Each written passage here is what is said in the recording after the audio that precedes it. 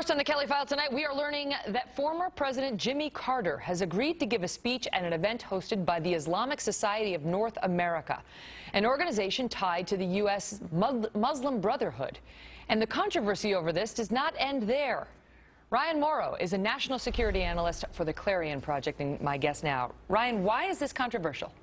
Because of who the Islamic Society of North America is. According to the Justice Department, this is an entity of the U.S. Muslim Brotherhood. And if you look at their speaker lineup and also the officials with the organization itself, what you find is a consistent pattern of preachers who say that Sharia law should be instituted, who have defended Hamas, who have slandered the U.S. military. Two of the speakers are leaders from the Council on American Islamic Relations, also known as CAIR.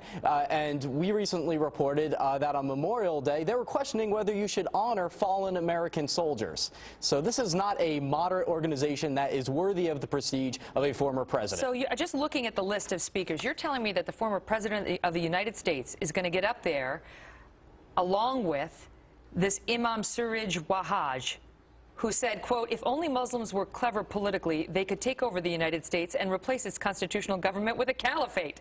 Zaid Shakir, who said that he still hoped that one day the United States will be ruled by Islamic law.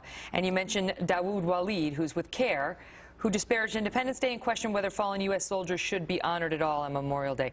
They're going to speak with right along with President Jimmy Carter? Same event. He's also going to be signing books there. But we also have to ask the question of how does this happen? It's hard to get the attention of a former president of the United States. What is it about this organization that gave them access to him? But it's also broader than just Jimmy Carter, because the Bush administration also did have some cooperative enterprises with this organization after 9/11. Pastor Rick Warren spoke at an event with them. Right, and last year they got a videotaped address from a very special guest, President Obama. So this is a bipartisan problem. There is a serious problem with the vetting process. People are not paying attention to the ideology of groups like this. Some of these folks later came out and said, okay, but I condemn jihad, I condemn Al-Qaeda, I don't like those tactics. And so many believe that while they sort of have these views about Islamic law, they're not as extreme as they could be, and they could be a good sort of outreach middleman to that other group. I think that's reaching very far to consider them moderate.